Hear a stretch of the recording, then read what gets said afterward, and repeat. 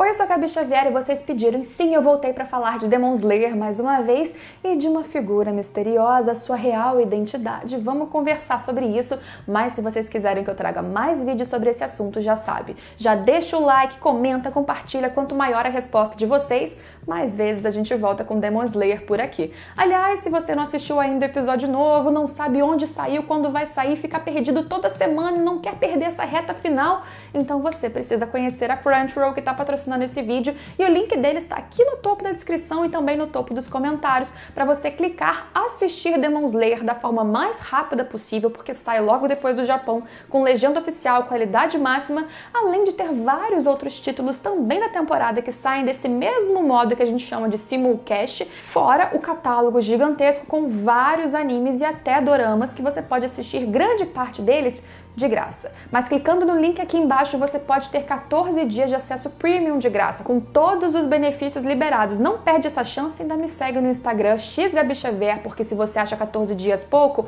eu vou distribuir muitos, é sério, dessa vez vão ser vários passes de 30 dias de acesso premium. Então me segue lá, porque hoje eu vou explicar como e quando que isso vai acontecer, não perde a chance e já vai garantindo os seus 14 dias, porque aí você acumula 14 mais 30, você assiste o final de Demon Slayer, ainda tem uma sobra gigantesca, tem muita coisa pra você ver na Crunchyroll. Quanto mais vocês interagirem, mais vezes eu consigo disponibilizar esses passes maravilhosos, beleza? Tem uma figura em Demon Slayer que a sua aparição liberou diversas teorias desde o início dessa história.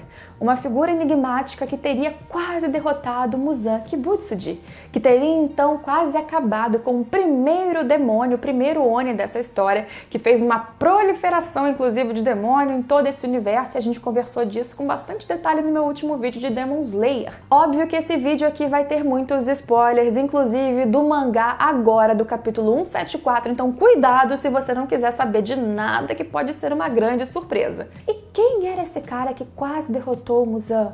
Quem era esse espadachim que tinha brincos iguais ao que o Tanjiro usa? E que eram iguais ao que o pai do Tanjiro usava? Então muitas pessoas viram a semelhança física de roupa, de brinco e falaram: era o pai do Tanjiro? Não. Nem dava pra ser. Já adianto aqui, vamos quebrar essa teoria, cronologicamente já não ia acontecer, porque na verdade o pai do Tanjiro morreu muito depois desse enfrentamento acontecer. Essa luta aí aconteceu há mais ou menos uns 500 anos atrás, ou quase isso, e não era ninguém da família diretamente do Tanjiro. Chega, não fica mais com essa teoria. E quem era esse cara então? Ele é aquele que teve a primeira técnica de respiração? A técnica de respiração do sol? Sim, isso a gente pode afirmar. Mas ele era um que as pessoas hoje veem que é um demônio? Não. Vem comigo entender essa história direitinho, porque envolve esse cara sim, uma das 12 luas, mas não é ele. Pra gente entender quem era esse espadachim tão habilidoso que quase derrotou Muzan, a gente precisa entender primeiro a história de dois irmãos gêmeos. Yorichi e Michikatsu Tsugikuni eram dois irmãos, provavelmente os dois espadachins, e que tinham ali habilidades semelhantes talvez. A gente não tem uma confirmação se ambos eram realmente portadores da respiração do sol. A única confirmação é que o Yorichi era. E este Yorichi, apesar de ser gêmeo, apesar das características físicas muito parecidas, ele era aparentemente mais habilidoso que o seu outro irmão. E isso talvez tenha despertado uma raiva, uma angústia daquele que não conseguia alcançar o seu quase semelhante. Outra semelhança entre esses dois é que eles tinham uma marca. Uma marca que agora aparece também não só no Tanjiro, mas na atualidade do mangá também em quase todos os pilares, os hashiras. Marca que, se vocês ainda não sabem, demonstra que esses pilares chegaram em um momento ou de estresse muito grande ou de quase morte mesmo, e com a aparição dessa marca eles conseguiriam liberar habilidades, forças, capacidades extraordinárias, mas que possivelmente consumiam muito do seu corpo, porque se diz que as pessoas que conseguem essa marca não ultrapassam os 25 anos de vida. Os irmãos Tsugikuni então estariam fadados a esse mesmo destino. Com apenas 20 anos, viam o fim da sua vida muito próximo. Parece que Michikatsu não lidou muito bem com essa notícia, talvez também mesclado ali com o trauma de ser sempre o segundo, de não conseguir alcançar o seu irmão, de obviamente não querer ver o seu corpo falecer tão novo, na flor da juventude. Ele, em algum momento, decide aceitar e se transforma em um demônio. Muzan transforma Michikatsu em um demônio. Esse demônio sim é alguém que a gente já conhece no mangá como uma das 12 luas, e não apenas uma das 12 luas. Ele é o número 1 das luas superiores. Chamado de Kokushibo, por mais que ele seja realmente muito parecido com aquela figura misteriosa que quase derrotou o Muzan, ele não era aquela figura, ele era o irmão gêmeo. Kokushibo não morreria então com a maldição dessa marca aos 25 anos, ele viveria até quando ele fosse eliminado, se fosse eliminado por algum exterminador de demônios. Após a transformação em demônio de Kokushibo, Yorichi continuou sendo humano e com uma habilidade imensa, apesar de não sabermos nada da técnica da respiração do sol. O que se diz é que ela era mais forte porque dela derivaram todas as outras e que ele em especial era extremamente habilidoso. Em um momento, esse cara encontra com o Muzan. E nesse encontro, as habilidades do Yorichi foram muito superiores e ele quase derrota o Muzan, que só sobreviveu porque ele conseguiu despistá-lo e fugir. Ele escapou. Ele não teve forças para combater o Yorichi. Isso quando ele era muito jovem. Mas aqueles seus brincos, que lembram cartas de Hanafuda, nunca saíram da cabeça do Muzan. Mas Yorichi tinha um prazo para morrer. Vocês lembram? Ele tinha a marca. A marca do sol, inclusive, uma marca que hoje a gente vê igualzinha ou muito semelhante no próprio Tanjiro. Então, o que ele fez até os seus 25 anos? Como ele viveu? Como ele morreu? Kokushibo admitiu que seu irmão teria morrido poucos anos após aquele momento, poucos anos após quase derrotar o seu novo mestre, Muzan. Mas não foi isso que aconteceu. Para surpresa de Kokushibo, após uns 60 anos sem rever o seu irmão, de repente ele encontra Yorichi, velho, com praticamente ali os seus 80 anos, o corpo parecendo frágil demais, mas ele ainda portava toda a sua roupa e presença de um espadachim. A maior surpresa que Kokushibo teve nesse momento é que, obviamente, ele teria sobrevivido esse tempo todo ali como um demônio, mas o seu irmão, um humano, mortal, que tinha a marca que o limitava a viver até os 25 anos, como que ele sobreviveu? Como ele conseguiu fazer isso?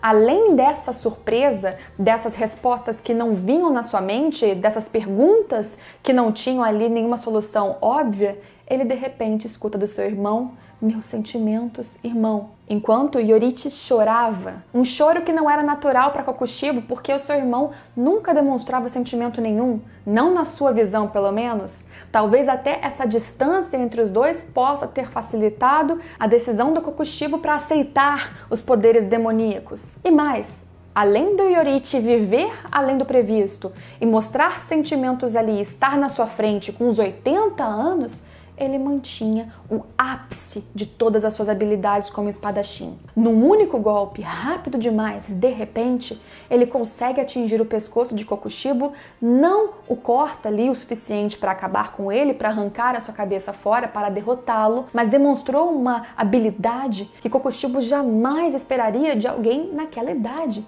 Mesmo que fosse o seu irmão, e o medo entrou dentro do corpo do Kokushibo. Ele achou que ali ele morreria. Yorichi, naquele momento, deu o seu último golpe. Ele não conseguiu derrotar o seu irmão, mas ele também não foi derrotado. O seu corpo faleceu em pé, naquele mesmo local, deixando diversas dúvidas e certamente fortalecendo um trauma que o Kokushibo escondeu embaixo de diversas camadas de uma persona e que ele só relembrou ao sentir novamente um certo medo de morrer no capítulo mais recente do mangá. Foi esse homem, Yorichi, um espadachim, o primeiro que teve uma técnica de respiração tão emblemática e tão misteriosa, técnica de respiração do sol, talvez aquele que teve habilidades maiores do que qualquer um que já vimos até esse momento na história. Foi ele que quase derrotou o Muzan, não o seu irmão gêmeo que depois se transformou em um demônio. E aparentemente ele não teria nenhuma ligação com a família Kamado, nada registrado. A gente sabe que o Kokushibo tem uma ligação sanguínea, é antepassado hoje do Muichiro, o Pilar da Névoa, mas não se sabe exatamente se o Yorichi deixou descendentes. Isso porque alguém muito parecido com ele encontra um antepassado da família Kamado, o Sumiyoshi, e esse que encontrou o Sumiyoshi não tinha nenhum descendente. Se não fosse o próprio Yorichi, quando ainda jovem, era algum dos seus descendentes. É o que aparece no capítulo 88,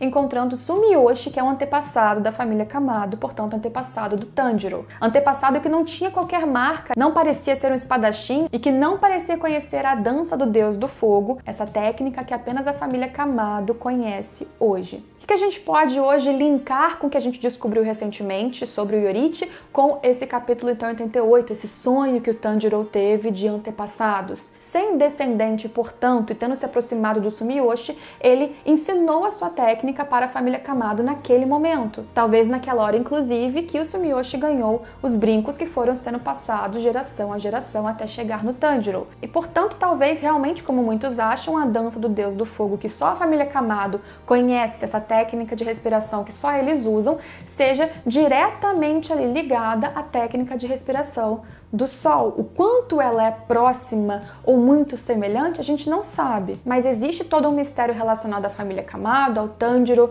a Nezuko, e provavelmente isso está ligado aos aprendizados que esse antepassado de todos eles recebeu do Yorite ou próximo a esses dois irmãos gêmeos. Ainda é um mistério se o próprio Kokushibo conhecia a técnica de respiração do Sol e, portanto, mesclando ela com a técnica de respiração do vento, acabou criando a sua técnica de respiração da lua que ele usa hoje, ou se desde o início a sua técnica era como é hoje, como um demônio, como um Oni. Isso a gente não sabe. O fato é que aquela figura que derrotou o Muzan foi o seu irmão gêmeo, Yorite, um humano, um espadachim que nunca resolveu virar um Oni, nunca foi pro lado do Muzan e que desperta memórias ruins nesse Oni, no Kibutsuji, até hoje. O capítulo 174 foi muito importante pra gente conseguir juntar todas essas peças, reunir todos esses segredos e conseguir criar uma linha narrativa e talvez teorias mais sólidas sobre tudo isso que aconteceu. Alguns flashbacks do Kokushibo ainda podem trazer mais respostas sobre o passado desses dois irmãos e dessa figura tão emblemática que traz o início de todos os poderes que a gente vê hoje, desses espadachins, desses exterminadores de demônios. Estou muito ansiosa para com certeza ter mais soluções, porque eu acho que a origem disso tudo vai trazer respostas, inclusive, sobre mistérios de hoje, sobre Tanjiro, sobre a Nezuko, sobre tudo que a gente está vendo acontecer agora. E essa marca? Hoje a gente sabe que alguém conseguiu ultrapassar, então, esses 25 anos máximos. Esse tempo de vida que é consumido pelos poderes que ela dá ou maximiza. Será que alguém hoje conseguiria ultrapassar também essa marca? Conseguiria viver além do previsto? Como e por que Yorite conseguiu viver tanto assim? O que ele fez? Tem alguma ligação com a sua própria respiração, com a sua técnica de respiração? É algo que hoje o Tanjiro possa conhecer, especialmente porque ele tem ali uma técnica que veio da sua família, que provavelmente veio dessa técnica inicial? O que vocês acham? Comecem teorias, a gente tem ainda mais material para teorizar. De novo, se vocês quiserem mais vídeos de Demon Slayer aqui no canal, deixem sugestões, likes, comentem, compartilhem, que se vocês continuarem curtindo, eu continuo voltando. E assistam Demon Slayer até o final da temporada e revejam, e outros animes também na Crunchyroll, o link tá aqui embaixo. Deixa o like, se inscreve, a gente se vê então, se você se inscrever, em todos os próximos vídeos. Tchau, tchau!